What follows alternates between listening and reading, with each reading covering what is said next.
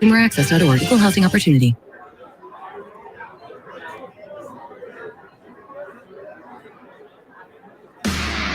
Flyers hockey is back. All alone in front. Here's Konechny. Right to the net. He scores! Hayes going in all alone. Backhand. He scores! This is the Fanatic Flyers pregame show with Jason Martinez on 97.5 The Fanatic.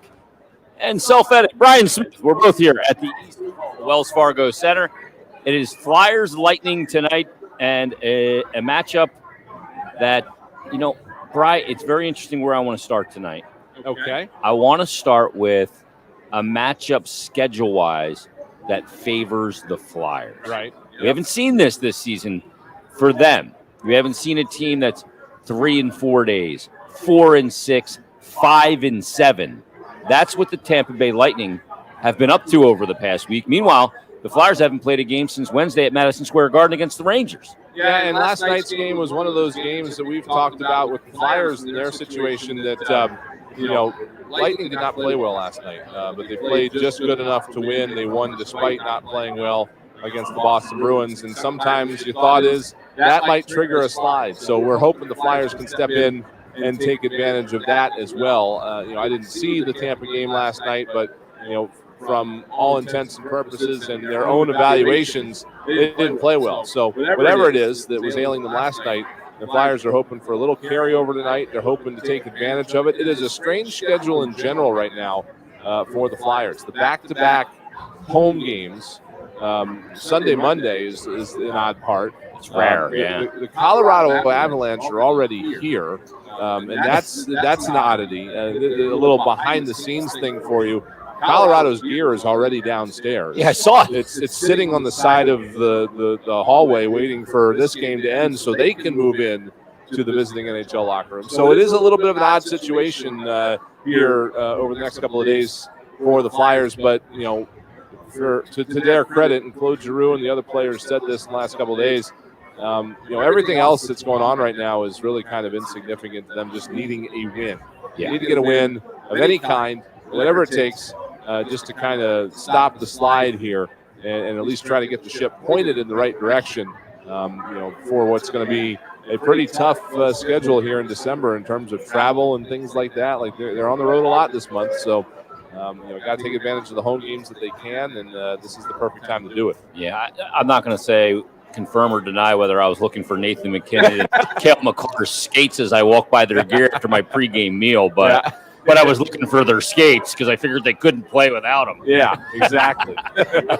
But let me give you the last calendar week for the Tampa Bay Lightning, and we'll juxtapose that with the Flyers' last calendar week. Okay. So, last Sunday, November 28th, they played in Minnesota. They lost 4-2.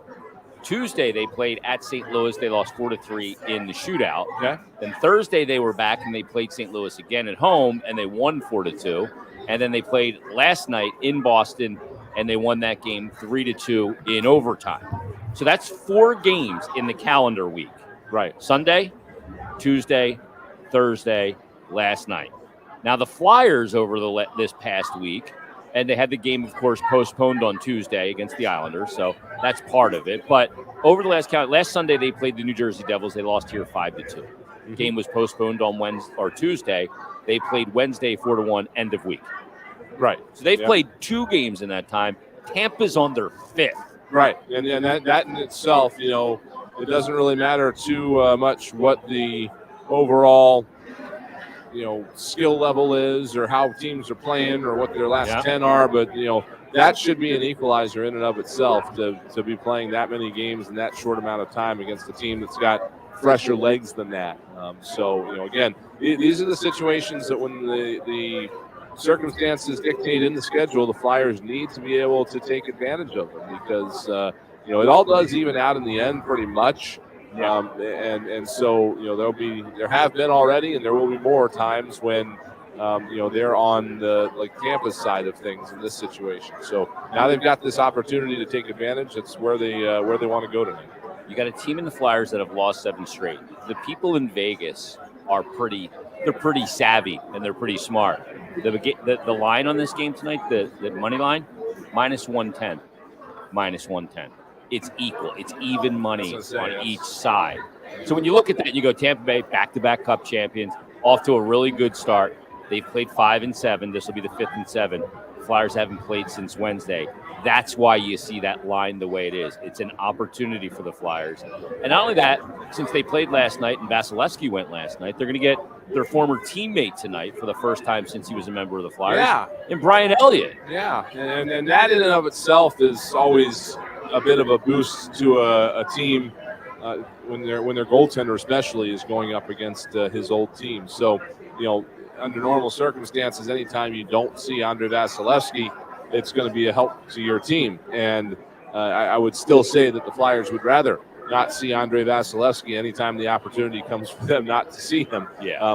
Except for the first game between these two teams a couple of weeks ago when he was just not himself. The rematch back in Tampa, he very much was. But Brian Elliott, he's going to have a little bit of extra motivation tonight. And hopefully the Flyers can take advantage of their familiarity with him and take advantage of that a little bit. I don't I don't have his numbers directly in front of me, although not I good. could have them here pretty quick. They're not good. Not good, but 887 right. save percent. What I was more curious is how much has he played? 4 games. 4 games. Yeah. So this is just his 5th game, and we've talked about Martin Jones making sure that the Flyers play him regularly so he stays fresh. I mean, Elliott knew what he was getting into when he went to Tampa because they're playing behind a guy like that's why you booked Vasilevsky that plays gig. 60, 65 games. That's exactly it. But my question would be, what's the rust level there? He did play Tuesday against St. Louis, another one of his former teams. There you go. So maybe he's just on the return trip tour. I don't know. Yeah, the former team. Has he played Calgary yet? I don't know. And Ottawa. So yeah, I mean it's a little bit of motivation for him, but at the same time, hopefully something the Flyers can take advantage of a little bit, not only in their familiarity with his game, but the fact that he is not Andrei Vasilevsky. Yeah, and both of those elements, I think, play into that -110 line, even money. His numbers this season, like I said, he's played in 4 games. He's got a record of 2-1-1. He's got an .887 goals or save percentage and a .316 goals against average. Neither of those are good, especially when you consider the team he plays for. Right. But he did play for the Flyers for 4 seasons, 130 games. Started 118, 65, 38, and 14. A .902 save percentage and a .286 goals against average. .902 is well below league average for that period of time. It's probably around .912 is the save percentage. Mm-hmm. His numbers, though, weren't always indicative of the player he was and, the way he could keep you in games and those kind of things.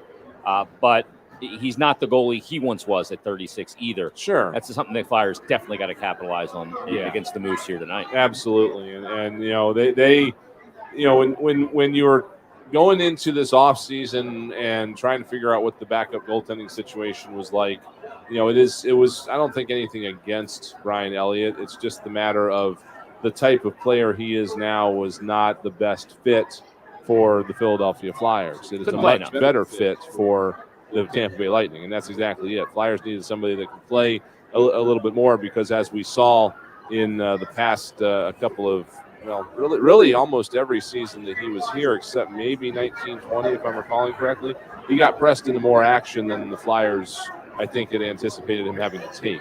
Yeah. Back when first couple of years he was here, it was kind of sort of going to be a 50-50 thing. And then once Carter Hart rolled in, it was supposed to be a little bit less than that. But last season he had to take a little bit more of the lion's share of games, and he does have a little bit of an injury-prone situation. So so it wasn't anything against him. I think the Flyers decided to go in a different direction, but he certainly has some tread left on the tires, so to speak. Flyers, I'm sure, wish him well on every other situation other than tonight. Yeah, played his 500th game as a member of the Flyers last season. Yep. And, that first year that they came in, it was supposed to be a split with Michael Neuvirth. Right, exactly. They were supposed to go pretty much right down the middle. Right? Yeah. He's played against the Flyers 11 times. If I recall, that was part of why Steve Mason didn't want to hang around, because he didn't want to be in that situation. Exactly. And he was looking for a starter's job. He never found his way back at all. Walked right out of the NHL. And walked right out of a nice paycheck. Yeah, so, that's kind of where it all started. He's faced the Flyers 11 times, has Brian Elliott. He's got a record of 7-4 with a .931 save percentage and a .210 goals against average. So it'll be the Moose, Brian Elliott versus Carter Hart in this game. Let's take a quick timeout. We'll come back with more here at the East Food Hall. It's the Flyers and the Lightning tonight here at Wells Fargo Center. Flyers looking to end a 7-game winless skid. Ooh, they need to do it. Need to do it tonight. Let's stay tuned. We're back after this. Flyers game day on the BetRivers.com Flyers broadcast network. To the Flyers pregame show on the Flyers.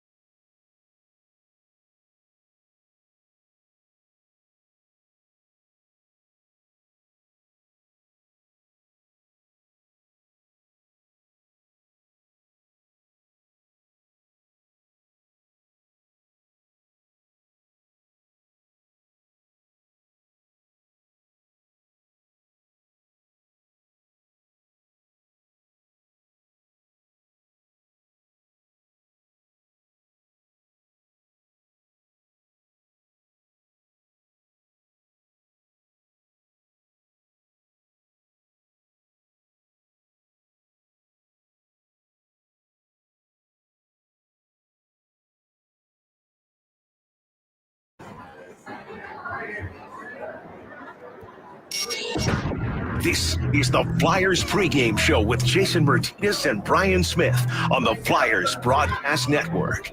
Back live at the East Food Hall. It's Brian Smith, Jason Martinez, all in advance of the Flyers and Tampa Bay Lightning here tonight. Flyers looking to end this 7-game skid. I can't think of a better time to do it, Brian. Yeah. 5 games in 7 days coming up for the Flyers. Tonight versus Tampa, tomorrow versus Colorado, both here. Wednesday in New Jersey against the Devils. Friday, we're going to Vegas. And then Saturday in Phoenix. So it is a good week and a good opportunity. Yeah, good opportunity for them this week. Obviously starting with tonight and the circumstances that are in their favor a little bit with this matchup. Tomorrow, back half of a back-to-back for the Flyers anyway, but they're in their own beds tonight. That's good. Usually your back-to-backs involve travel. They're usually Always, both yeah. on the road, or you're going from home to road or road to home. So they do get that benefit tonight. The game starts at 6 tonight. If you're on your way and you think it starts at 7, drive faster. It starts at 6 o'clock tonight, so they'll get an extra hour is what I'm getting at tonight. They'll get home a little bit earlier, a little extra rest. So they'll have a little bit better standing tomorrow against Colorado, who's been on the road for quite some time. And then, it's out west after the Jersey game. I think that Jersey game is going to be a situation where the Flyers want to show that that's not the team that they were in that game. And then, a couple of opportunities out west to get some points against some teams that have not had the best of seasons so far, although Arizona certainly is playing better than they were at the start of the year. But this is, if you want to look at a stretch where you can stop things and maybe turn it around and get it pointed in the right direction, this week looks as good as anything to me. Well, when you look at the standings right now, Flyers are sitting in that 7th spot in the standings in the Metropolitan Division. Yeah. They've lost the 7 straight. There's actually a team in the division that's lost more consecutive games, and that would be the Islanders, who have now lost 10 straight games. And they are 19 games at this point. They only got 14 points. Flyers with 20 points through 21. The Devils have now lost 3 straight. The Columbus Blue Jackets have lost 4 straight. The Penguins lost 3 straight until last night, so they've lost now 3 out of their last 4. It's an opportunity right now with most of this division, except for the top 3 teams, reeling. the top teams are 6-2-2 are the Caps at the top of the division in their last 10. The Rangers have now won 6 straight. They're 9-1 in their last 10. And Carolina coming back to earth a little bit, 5-4-1, but won their last game. But it's an opportunity to get back into the mix of the equation here with a lot of games coming up, and the schedule's not nearly as brutal as it has been. And the thing of it is with the after tomorrow, the thing of it is with the standings is that, for as bad as it feels right now for the Flyers having gone 7 games without a win, they are 7 points back of Pittsburgh in the second wild card, but the Flyers have 3 games in hand on Pittsburgh there. So they have some place to make up ground. The real problem is not so much being 7 points back at the moment, but it's all the teams that are there with them. There are 4 teams right now within 7 points of that second wild card spot. And it's 5 if you make it 8 and add Buffalo. But Buffalo's got 3 more games played than the Flyers do and 1 fewer points. So they're pretty much, you can probably push them back a little bit. So it won't take much here for the Flyers to be able to get back into it, I don't think. If they can figure out the offense and start scoring a little bit, and the defense gets a little bit sharper, back to where it was maybe 2 weeks ago, goaltending keeps up the way it has, I don't think it's too much of a stretch for the Flyers to be right back in it. But again, they'd rather not just be right back in it. They would rather be playing well enough to get up in there and not have to scratch and claw for a wild card spot for the rest of the season. Yeah, you're going to have to earn your way back in it. And it's a great point that you make because, the Devils are a team that right now is 2 points up on the Flyers. They played 1 more game. So if it's a win, the game in hand, then you're on par. Right. The Columbus Blue Jackets are coming back to earth. They've lost 4 straight. And they are 2 points or 4 points up on the Flyers with 1 more game played. Then Boston's a team that you feel like is going to be in that mix legitimately as a wild card team or top, team in the Atlantic. And then Pittsburgh, who you mentioned, 3 more games than the Flyers, 7 points up. But then Detroit's in the wild card I just right now saw as well. That. This is there for the taking. I was staring at this for 2 minutes, and I did not notice that that's Detroit. Yeah. That's a flash in the pan to me. They've won 5 straight, by the way. Yeah, I just noticed that as well. That's a flash in the pan to me. I don't see them lasting there. And when I was talking about Pittsburgh, 7 points up, 4 games in hand, 3 games in hand for the Flyers. They got 4 games in hand on Detroit, and they're only 9. So really they're right there if they can, again, start taking care of business. You don't want this slide to go on too much further, but it's not a desperate situation yet. Yeah, and to your point, your initial point, which is so accurate, they've lost 7. They've missed out on 14 standings points in this 7-game winless skid. Well, maybe not because they have an overtime loss in there. But anyway, it stands to reason that even with that and the tough schedule and everything, this needs to be the pivot point tonight, though, to send them into the right direction, to start getting back into that conversation, to start earning their way back into this wild card conversation that exists in the Eastern Conference, because it is still there. It's not out of reach, but this team's got to find a way to score, and that's really what it comes down to. They got to find a way to defend and get the good goaltending, which has been way more consistent the end of the ice, especially by comparison to the offensive end. But they got to find a way to score goals. So I'll tell you what, let's take a timeout, and we'll come back with more here from the East Food Hall as we get you ready for Flyers and Lightning. Again, Lightning, 3 games in 4 days, 5 games or 4 games in 6 days, 5 games in 7 days. The Flyers have played 2 games in the calendar week. This is an opportunity tonight. We'll get you ready for the game. Tim Saunders and Steve Coates are standing by at the top of the hour as well to bring you the countdown to face-off and all the first period action. But we'll get you ready for Flyers Lightning on Flyers Game Day, coming up right after this on the BetRivers.com Flyers Broadcast Network. You're listening to the Flyers pregame show on the Flyers Broadcast Network.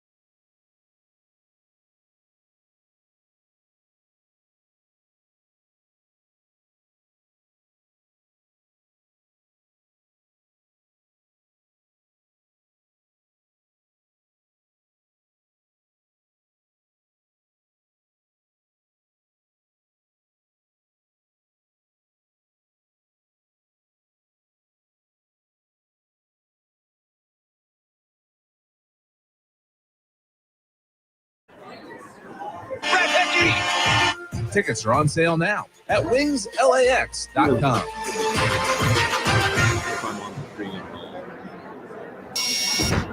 This is the Flyers pregame show with Jason Martinez and Brian Smith on the Flyers Broadcast Network. We're back live, East Food Hall at Wells Fargo as the Flyers and Lightning getting set to drop the puck. Flyers looking to end a 7-game winless skid against the Lightning tonight, who have had a very busy week of hockey. The Flyers have had several days to work on some things in practice. But Brian, let me paint a picture for you, and I want to see if you buy this picture that I paint. I'm not a good artist, but anyway, one of the guys that has been getting the job done from a scoring perspective has been Joel Farabee. Yeah. He is now week to week with the shoulder injury. Yep. He was hurt in that last game against the New York Rangers. We don't know if it's 1 week, 2 weeks, 4 weeks, or 6 weeks. Elaine Vigneault, they don't know yet. They'll see how it responds. Right. But he had, prior to that Ranger game, scored a goal in each of the previous 3 games. Mm-hmm. But he's out. Right. Sean Couturier has been struggling to put the puck in there. I think 1 goal in his last 15, I want to say. Yeah, that's about right. All right. I got Sean Couturier scoring a goal in this game. I have Cam Atkinson, who has not been scoring goals with the regularity the Flyers had hoped he would right now. He's got 7 on the season. He's tied for the team lead. I got Cam Atkinson scoring a goal tonight as well. And I'll give you one more piece of the puzzle that Travis Sanheim's a goal scorer. So I've got 3 players, Couturier, Atkinson, and I'll take Travis Sanheim scoring. You buying that? Yeah, I'm buying that paint. Yeah, I'll take that paint. Yeah, I like that. I think, we've been saying it for a few games now that this is not something that is sustainable on the bad side. I mean, you get guys like Atkinson and Couturier and James Van Riemsdyk, for that matter. These other guys that have career histories of being goal scorers and playmakers and stuff like that. And when the numbers aren't there for an extended period of time, I mean, eventually, unless it's being caused by injury or something that's affecting performance, which I don't think this is, eventually things regress back to average. They regress to the mean. And so, that I think that there's breakout times coming for all of these guys. And I think tonight might be a perfect opportunity for that to happen, because you've got a Tampa team that's got some travel legs on them. They're coming off a game last night where they didn't play their best. This is the kind of opportunity. This is the kind of opponent, even though it's, Tampa, this is the kind of situation where, guys that have not been playing well or just haven't been getting bounces, haven't been getting the chances that they usually get, those start to come. Well, it's interesting because Cam Atkinson, his shooting percentage on the year is 11.5. Couturier's below average at 8.1. And you bring up James Van Riemsdyk, it's at 4.4. Right, and that's way too low for him. That's higher than I thought Atkinson would be, actually. Yeah. But again, when they count shooting percentages, that's goals on shots on goal. So I'm wondering if he's not missing the net more than I'm thinking. Yeah. I agree. That seemed higher than I thought it would have been as well. But then you're going to need to get some offense. They're going to need some offense from their blue line as well. And that, to me, was where Travis Sanheim comes in. And we've talked about this. It's really ironic that Travis Sanheim has been the guy hauling more minutes per game than Ivan Provorov. Yeah, he has been. We talked about this earlier this week, that over the previous 10 days, it was Sanheim.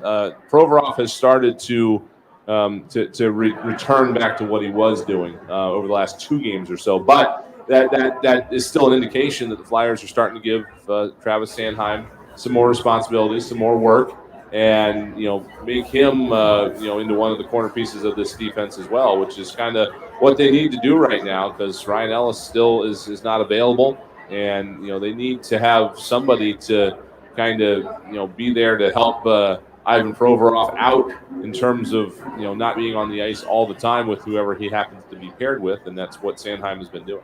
Absolutely, and he's been taking a lot of ice time, and defensively, the team, that's not been the issue. It's been offensively.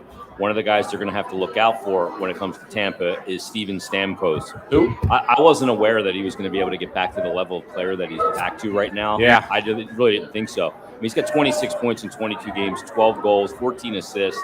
He's got 4 power play goals, 3 power play assists. He's Steven Stamkos of what we always thought he was before injury. Yeah, that injury that he had, that was a tough one for him, and it's just it's so central to everything that you do when you have a leg injury like that. That it was not surprising that he didn't come back right away. But, now that he does appear to be at 100%, at least in terms of his health, obviously everything else is still there. He has not aged very quickly or anything like that. In fact, he might have bought himself a little more time because of all that time that he missed where he wasn't playing. So, I mean, he's 31 years old right now. Still, obviously, should have plenty of time left. But he is playing like he's 3 or 4 years younger than him. Because he's missed so many games. Exactly, By NHL numbers, he might be 3 or 4 years younger from the severe collision into the post and everything else that he has suffered. So, but he's a guy you're going to have to know where he is on the ice, and that release career points per game is like 1.05. Yeah, it's nuts. 892 points. He's 8 points away from 900 in 863 games. Well, Tampa Bay's got 999 career wins in the NHL. They're looking for 1,000 tonight. Flyers look to stay away from that. Stay tuned. Tim Saunders, Steve Coates in the countdown to face-off, and all the first period action coming up from Wells Fargo between the Philadelphia Flyers and the Tampa Bay Lightning. You've been listening to the Flyers Game Day pregame show on the BetRivers.com Flyers broadcast network. Enjoy your hockey, everybody. Your home for Philadelphia Flyers hockey, 97.